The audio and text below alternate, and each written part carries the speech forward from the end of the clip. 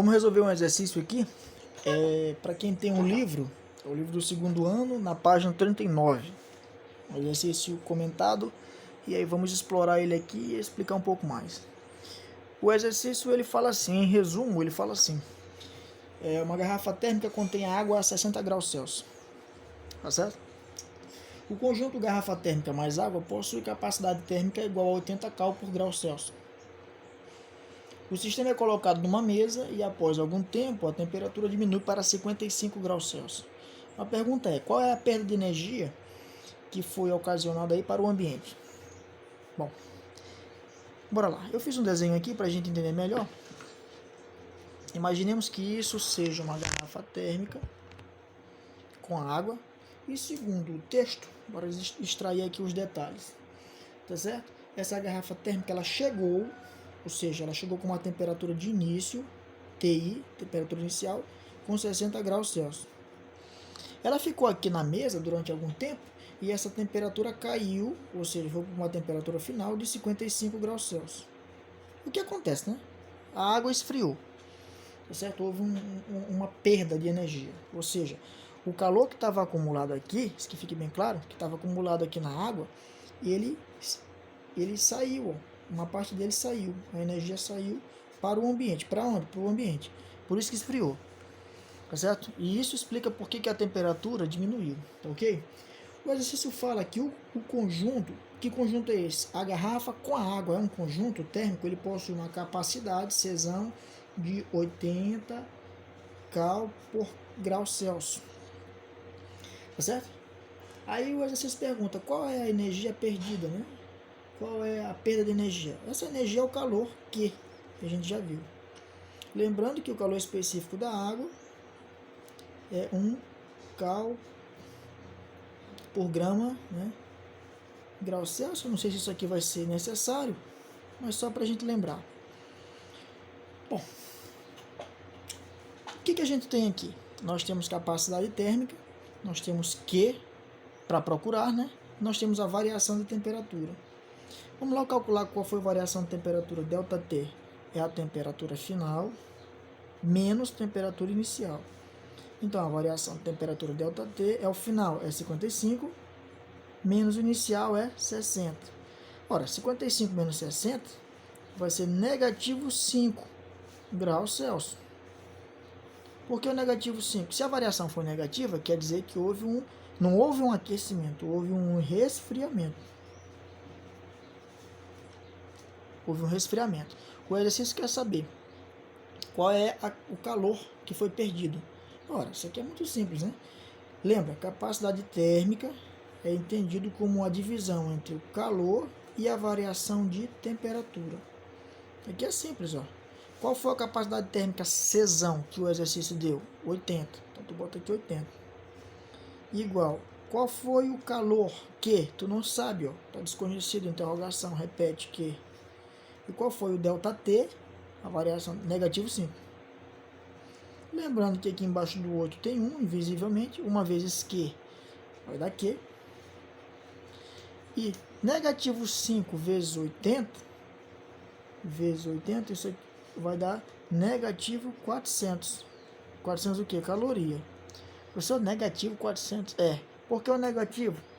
Esse negativo quer dizer que a temperatura saiu do sistema, igual está no desenho, a energia saiu do sistema e houve um calor perdido ou um calor cedido. Entre outras palavras, o calor saiu do sistema. O negativo quer dizer isso.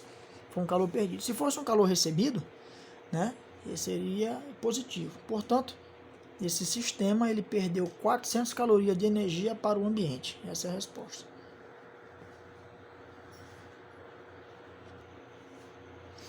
Na página 40 do livro, nós temos o exercício, o exame 2. Que ele fala assim, ó, para o aquecimento de 500 gramas de água, vamos lá. Então, bora lá.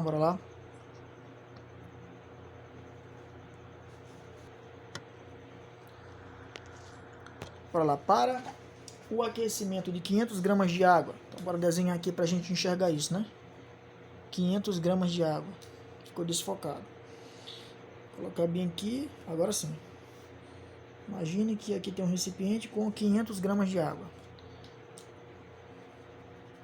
Portanto, a massa é igual a 500 gramas.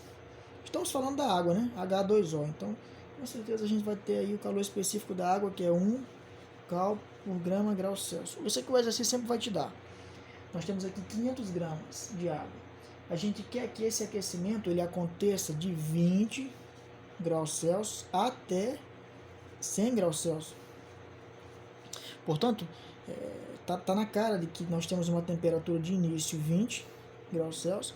Nós queremos que isso vá para uma temperatura final de 100 graus Celsius. Tranquilo até aqui, né? Tá certo? Então a gente utilizou uma fonte térmica de 200 calorias por segundo. Veja só, o que é 200 calorias por segundo? Isso aqui é uma potência. Só eu não entendi. Seguinte, ó. Imagine que para tu aquecer essa água, tu utilizou, sei lá, aqui, ó, um secador de cabelo gigante, ó. E esse secador de cabelo, ele disparou energia na água, para a água, de maneira que ela aqueceu de 20 para 100 graus Celsius. Então, esse secador de cabelo, né, que foi colocado aqui para a gente entender, ele disparou essa quantidade de energia 200 calorias para cada 1 segundo, ou seja, cada 1 segundo desse experimento foi disparado uma energia de 200 calorias. Então, isso é potência. Só para lembrar, o que é potência? Potência é a energia gastada, tá certo? Essa é a palavra certa, por intervalo de tempo. Isso é só para lembrar, né? Ok? Nesse caso, a energia tem que ser entendida como uma quantidade de calor. Tá certo? Então vamos calcular aqui quanto tempo, qual foi o intervalo de tempo em que isso aconteceu, considerando que o rendimento dessa máquina é de 100%. Ah, professor, 100% aí não, isso aqui é só para dizer que a máquina é uma máquina perfeita. Tá? Tudo que ela conseguiu lançar para a água, toda a energia que ela conseguiu lançar para a água aqui, ó, a água conseguiu absorver, nada se perdeu. Por isso que diz que o rendimento é 100%. Bom, o cara quer saber qual é o tempo. Então, bora unir aqui duas coisas. Primeiro, potência é entendido como energia gastada no intervalo de tempo. Como vocês já sabem, a energia que a gente está tratando aqui é calor. Então, potência vai ser quem? O calor Q por um intervalo de tempo. Essa é uma equação que nós vamos utilizar. Como esse Q é a quantidade de calor, a quantidade de energia gastada, e esses caracteres aqui de azul, todos implicam que nós vamos precisar calcular esse Q. Portanto, o Q, que é dado por massa vezes o calor específico vezes a variação de temperatura. Aí é bem tranquilo, ó, veja só. Então, o calor é igual a massa. Massa de quem? Da água. É quanto? É 500. 500. Vezes o calor específico de quem? Da água. Vale quanto? Vale 1. 1 cal por grama grau Celsius. E a variação de temperatura de quem? Da água novamente. Só que é a final menos inicial. Então, como é que a gente faz? 100, que é a final menos inicial, que é 20. Perfeito? Essa água vai aquecer, então esse calor é positivo. Então, bora resolver aqui. Ó. 500 vezes 1 vai dar 500. 100 menos 20, isso aqui vai dar 80. Fazendo esse produto, 5 vezes 8 dá 40. Aí sobra 3 zeros. Portanto, 40.000 o quê? 40.000 calorias. Tá certo? Isso foi a energia inserida na água. Só que o exercício quer saber qual foi o tempo gastado para que isso tudo aconteça. Então, bora lá para a formulazinha de potência. Potência é quem? É o calor pelo intervalo de tempo. A potência a gente já sabe, tá bem lá, ó, é o 200. O calor a gente acabou de calcular, que é o 40.000. Dividido pelo tempo, que é ΔT. Quando tu fizer meio pelos extremos, tu troca de posição aqui, ó, o ΔT com 200. Então, como é que vai ficar? Olha aqui, ó. ΔT é igual ao 40.000 dividido por 200. Isso aqui é questão de matemática, certo? Agora, a gente vai cancelar Olha, tem 2 zeros embaixo, cancela com 2 zeros em cima. Então ficou 400 dividido por 2. 400 dividido por 2, isso aqui vai dar quem? Vai dar 200. Mais 200 o quê? Qual é o tempo? Ó, não é calorias por segundo? Então é 200 segundos. E vamos tornar isso aqui mais elegante. 200 segundos, se vocês perceberem, veja só. 200 segundos, ele tem 3 pedaços de 60 segundos. 3 vezes 60 segundos, tá certo? E ainda sobra mais 20 segundos. Simples, ó. 3 vezes 60 dá 180. Mais 20 dá 200. Só que, ó, esses 60 segundos, ele configura 1 minuto. Então, qual é a resposta final disso tudo? Tá aqui de vermelho aqui, ó.